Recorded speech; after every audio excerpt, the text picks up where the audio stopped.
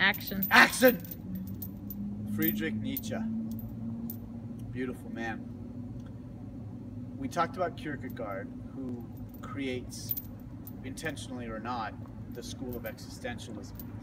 Kierkegaard comes to us in the early 18th century. Existentialism explores things like absurdity and nihilism. It's the antithetical approach to celebrating reason, science, observation. It's more about the absurdity and the anxiety of life and the meaninglessness. And Kierkegaard starts us down this path. Friedrich Nietzsche comes along in the later 18th century, and oh my, what a body of work. Genealogy of Morals, Twilight of the Idols, Beyond Good and Evil, The Gay Science, Thus Spake Zarathustra. Amazing. Also sprach Zarathustra in German. Nietzsche's body of work matures over time. Early on, he visits such topics as morality and where does it come from, what's its genealogy, Christianity. He then gets into nihilism and then visits a topic of eternal recurrence, and then he invents the concept of the Superman in his final work, in his most mature philosophy. And you can see him over time starting to get it on his own. His music starts to come out. Early on in his years, he was very fond of Wagner, who he adopted as a father figure because Nietzsche's father had died while Nietzsche was very young. So we'll do a few pieces in this series on Nietzsche. If it is the case that he visited topics such as morality, nihilism, eternal recurrence, and the Superman, maybe today we'll start with a little bit about Nietzsche's take on morality, his examination, his forensics, his inquiry. And a good place to start is the question that Nietzsche asks.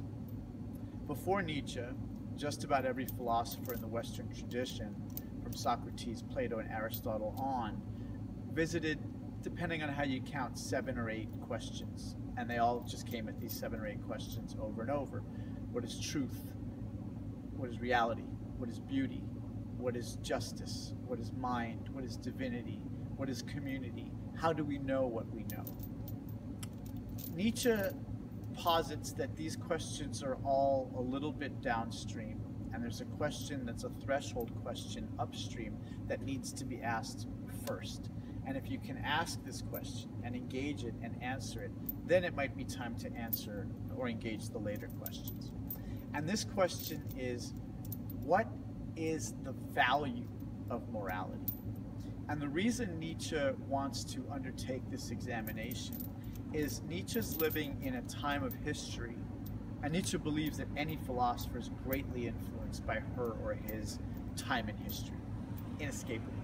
Nietzsche's living in a time of history where he feels he's living in sort of modernizing or modern Europe. I think late 18th century industrialization is going on. The scientific method has been adopted. The scientific revolution occurred maybe 100 years earlier, maybe a little bit earlier than that. And we are modern. And Nietzsche doesn't like it.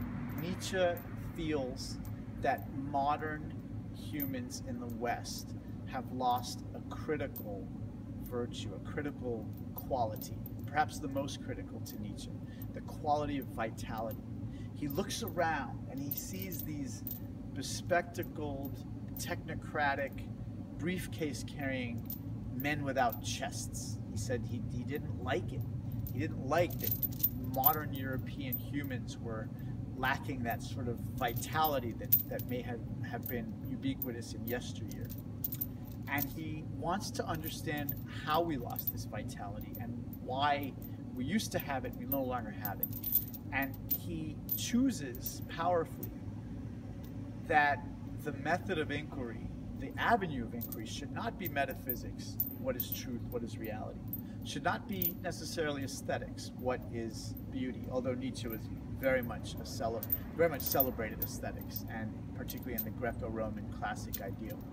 He believes that the real answer is going to be in morality, that modern Western morality which from a distance looks like it's monolithic, homogeneous, and makes sense, upon closer examination, were Nietzsche to take a microscope and go right up to it, would actually become a cobble, a hodgepodge, a cacophony, a dissonance of conflicting values. And he does undertake exactly that examination, and that is his takeaway. For example, in modern Western morality, there's chivalry and sort of the notion of we need to go and fight and go to war to protect certain values or certain people. And yet there's the Christian ethic of turn the other cheek and sort of nonviolence. How can these two coexist in modern Western ethics and morality? It doesn't make sense.